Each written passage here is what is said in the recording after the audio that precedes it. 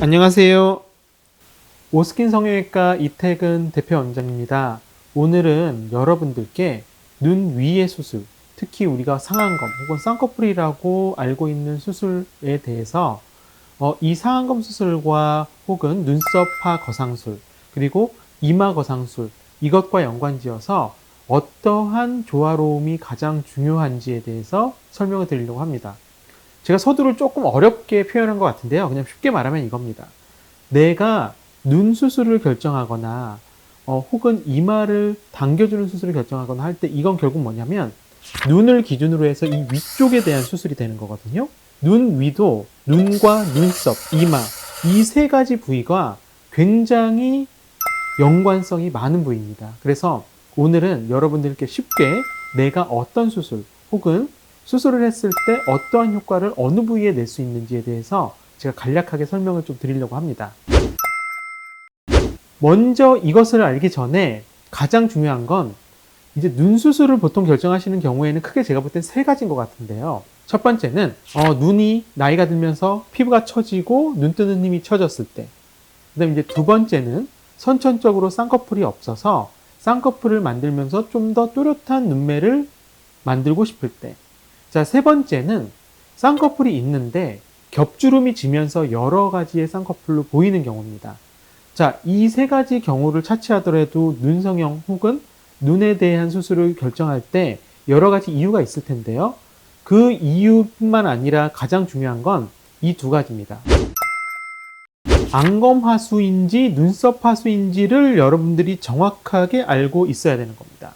자, 내가 눈성형을 계획한다고 해봅시다. 그러면 내가 지금 약간 개슴츠레 졸려 보이는 부분이 안검하수, 즉 눈을 뜨는 힘 자체가 처져서 생기는 현상인지 혹은 눈썹 하수라고 해서 눈썹이 처지면서 눈 위쪽이 두툼해 보이면서 피곤해 보이는 인상이 되는 건지를 정확하게 감별할 필요가 있습니다.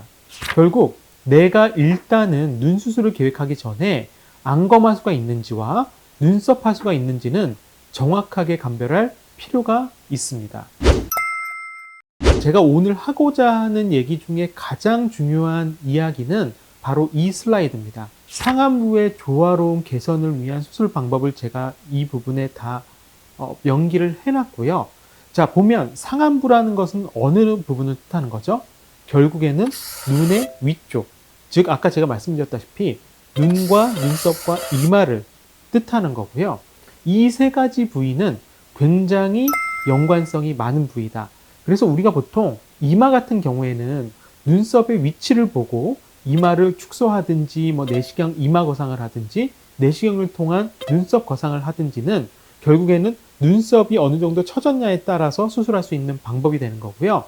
그 다음에 이제 요즘 사실 저도 이제 환자분들한테 많이 설명드리는 것 중에 하나가 자연스럽게 나의 눈매를 유지하면서 처진 피부를 자연스럽게 끌어올리는 방법이 바로 눈썹 밑에서 피부를 절개해서 끌어올리는 눈썹파 거상술이라는 수술입니다. 우리가 보통 서브브로우라고 표현을 하는데 이거는 결국 일종의 상안검 수술의 일종이라고 보시면 되고요. 눈에 대한 수술이니까요. 근데 이거는 제가 뒤에서도 이제 말씀드릴 텐데 우리가 눈에는 여러 가지 피부의 존으로 나눠져 있거든요. 이 피부의 존에 의해서 사실은 눈썹파 거상술도 시행이 되는 겁니다. 자, 그리고 우리가 흔히 알고 있는 쌍꺼풀 수술, 상안검 수술, 이것은 이제 쌍꺼풀 라인을 기준으로 해서 절개냐 비절개냐 혹은 안검하수가 있다면 안검하수에 대해서 어떠한 수술 방법을 택하느냐, 이것도 이제 수술 방법의 옵션이 되겠고요. 눈두덩이가 꺼지는 경우도 있죠. 보통 나이가 들면서도 기본적으로 눈을 뜨는 힘 자체가 처지기 때문에 눈두덩이 자체가 좀 꺼지는 것도 있지만 눈두덩이 자체가 꺼지면 기본적으로 좀 퀭해 보이고 나이가 들고 피곤해 보입니다. 그래서 눈두덩이가 꺼졌을 경우에는 본인의 눈을 뜨는 힘과 이런 것을 고려해서 눈두덩이에 지방 이식을 해주던지 아니면 눈매를 좀 더 강화시키는 눈매 교정술이나 안검하수 교정술을 통해서 꺼져 있는 부분을 좀 더 채워주는 효과를 낼 수 있게 도와주게 됩니다. 결국 상안부, 그러니까 눈 위쪽을 수술하는 수술에 대해서 총 망라해 놓은 거라고 보시면 되고요. 보통은 이 안쪽에서 벗어나는 거는 거의 없습니다. 단 내가 현재 어떤 상태이냐에 따라서 전문의 선생님과 같이 상의해서 가장 좋은 옵션을 선택하는 것이 중요하겠죠. 자, 제가 결국 말씀드리고 싶은 것 중에 하나는 뭐냐? 이마, 눈썹, 그리고 눈꺼풀은 기능적, 미용적으로 연속체라는 겁니다. 여러분들이 어떠한 부위를 수술하고자 할 때 꼭 기억하셔야 되는 점은 이 부위와 연속되는 조직들이 어떠한 식으로 조화롭게 해결될 수 있는지를 꼭 기억을 하셔야 됩니다. 자, 제가 서두에도 이제 눈꺼풀의 존에 대해서 말씀을 드리겠다라고 했는데요. 이 눈꺼풀의 존에 대해서 이해를 하셔야 여러분들이 이건 수술을 해서 이렇게 결과를 낼 수 있고, 그리고 이 수술은 왜 이렇게 진행되는지를 알 수가 있습니다. 지금 이 그림과 같이 우리가 눈꺼풀이라고 하는 눈꺼풀부터 눈썹 사이의 이 피부는요, 똑같은 피부가 아닙니다. 존 1, 2, 3로 나눠져 있는데요. 존 3 같은 경우가 이제 눈썹에 바로 붙어 있는 두꺼운 피부를 말하는 거고요. 눈썹과 붙어 있는 피부 조직이기 때문에 그만큼 눈꺼풀부터 시작되는 피부에 비해서 훨씬 두껍습니다. 피하 지방층도 두껍죠. 그래서 모낭들도 많이 나 있기 때문에 상대적으로 흉터가 많이 남는 부위가 아니고, 그 다음에 우리가 이제 눈 수술을 할 때 대부분 환자분들이 걱정하시는 것 중에 하나가 뭐냐면, 눈 수술을 하고 혹시나 내가 좀 더 사나워 보이지 않을까, 눈 수술을 하고 나서 내가 굉장히 이질감 느껴지게 진한 인상으로 바뀌지 않을까라는 거거든요. 근데 이것도 결국에는 이 지금 눈꺼풀의 존 개념과 연관이 됩니다. 눈썹화 거상술이라고 하는 존 3에 대해서 시행되는 수술에 대해서는 여기는 피부가 두껍기 때문에 상대적으로 나의 눈매나 이런 부분이 굉장히 자연스럽게 유지된다는 장점이 있습니다. 그래서 저도 요즘 환자분들한테 많이 권해드리는 수술 중에 하나가 되는 거고요. 존 1이 눈꺼풀 바로 위쪽, 그러니까 우리가 눈썹이 있는 그 눈꺼풀 바로 위쪽에 쌍꺼풀 라인 쪽에 바로 위쪽이라 보시면 되고, 존 1과 존 3 사이의 지점을 존 2라고 보통 표현을 하고요. 그 다음에 이제 존 1은 피부가 가장 얇은 부위입니다. 그러니까 어떨까요? 당연히 피부 색깔의 차이도 날 수밖에 없고요. 근육과 혈관이 비쳐 보이기 때문에 우리가 수술을 할 때 굉장히 조심해서 시행이 돼야 되는 부분입니다. 결국 눈꺼풀, 그러니까 우리가 상안검이라고 하는 수술을 하거나 눈 수술을 하거나 보통 이제 수술을 하거나 결정을 할 때 이 눈꺼풀은 존 3로 나눠져 있다는 거 여러분도 알고 계시면 좋으실 것 같고요. 대신에 이제 서브브라는 수술은 이제 눈썹화 거상술은 눈썹 아래쪽에 두꺼운 피부를 절개해내기 때문에 상대적으로 얇은 피부가 보존이 되면서 눈 자체가 좀 더 자연스러워 보이는 장점이 있는 거고, 그 다음에 이제 우리가 쌍꺼풀 수술이라고 해서 쌍꺼풀 자체의 라인을 만들면서 피부를 절개하는 수술에서는 아무래도 좀 더 얇은 부위에 대해서 들어가기 때문에 좀 더 진한 인상이 될 수 있는 부분은 바로 여기서 발생을 합니다. 하지만 이제 너무 존 1과 존 2에 대해서 그러면 이 얇은 부위를 절대 수술하지 말라는 건 그건 아닙니다. 그게 아니라 그만큼 굉장히 테크닉적으로 섬세하게 수술이 진행돼야 된다는 거고요. 그 다음에 너무 이 부분 자체의 근육이나 이런 부분이 약하신 분들은 수술을 했을 때 굉장히 진한 인상이 될 수 있기 때문에 내가 어떠한 수술 결과가 나올지에 대해서 전문의 선생님과 같이 상의를 해서 되도록이면 나의 눈에 맞게 수술하는 게 중요하다는 거죠. 자, 그래서 결국 이 그림은 수술 범위입니다. 그러니까 눈 수술을 할 때는 결국 이 두 가지를 거의 벗어나지 않겠죠. 첫 번째는 쌍꺼풀 라인을 중심으로 한 상안검 수술, 그리고 눈썹 밑에서 피부를 절개해서 수술하는 눈썹화 거상술. 이 두 가지 수술이 거의 벗어나지 않는 범위라고 보시면 되고요. 대신에 바깥쪽에 피부가 처지면서 나이가 들면서 생기는 현상에 대해서는 저는 요즘 어떻게 설명을 드리냐면, 처진 피부나 근육에 대해서는 눈썹화 거상술을 통해서 최대한 복원을 시키고요. 그 다음에 쌍꺼풀 라인 자체는 절개를 하는 것보다 비절개 방법을 통해서 최대한 자연스럽게 본인의 쌍꺼풀 라인을 만드는 것이 좋다라고 저는 요즘 생각을 해서 환자분들한테도 좀 많이 권해드리는 편이긴 하고요. 두 번째는 이제 젊으신 분들 같은 경우에는 상대적으로 눈썹화 거상술이 필요한 경우보다는 쌍꺼풀 라인을 중심으로 피부를 절개한다거나 혹은 쌍꺼풀 라인을 중심으로 부분적으로 절개를 해서 눈매 교정이 같이 시행되는 이 수술이 좀 더 유리한 경우가 많습니다.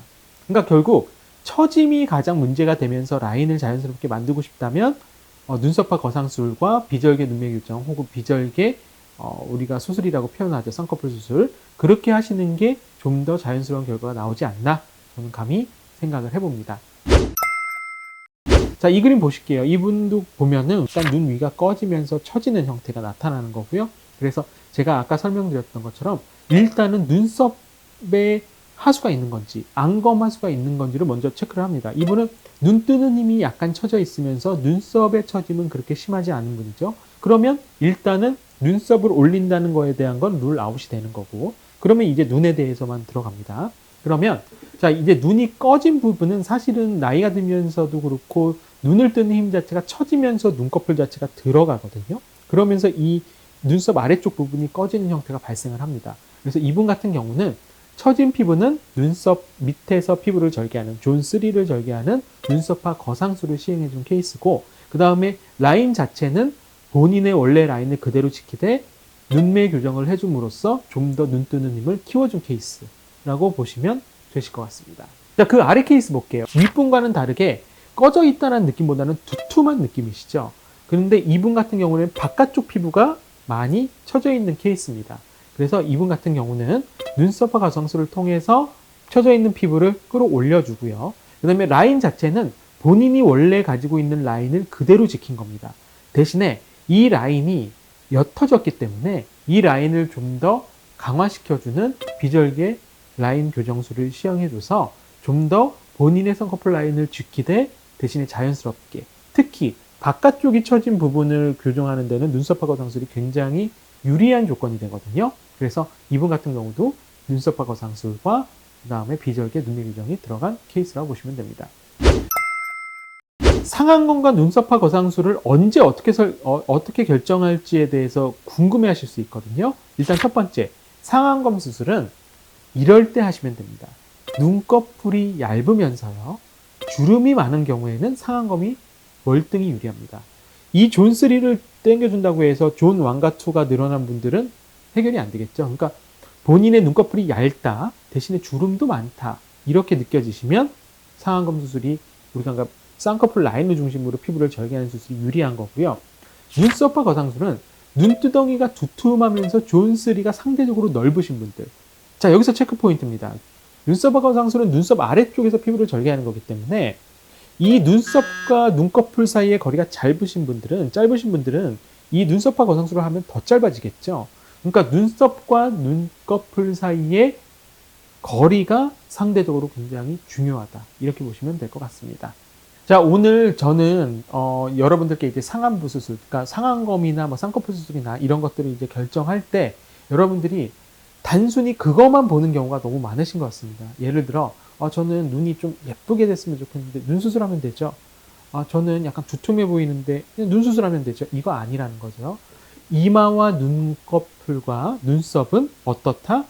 기능적, 미용적인 연속체다. 그래서 이 세 가지 구조를 정확하게 파악하고 내가 내 눈에 어떤 부분이 어떻게 영향을 미치는지를 여러분들이 정확히 파악해야 앞에 설명드렸던 방법들과 융화해서 정확한 수술 결과를 낼 수 있고요. 또 그만큼 자연스럽게 좋은 삶의 질을 유지할 수가 있을 것으로 생각됩니다.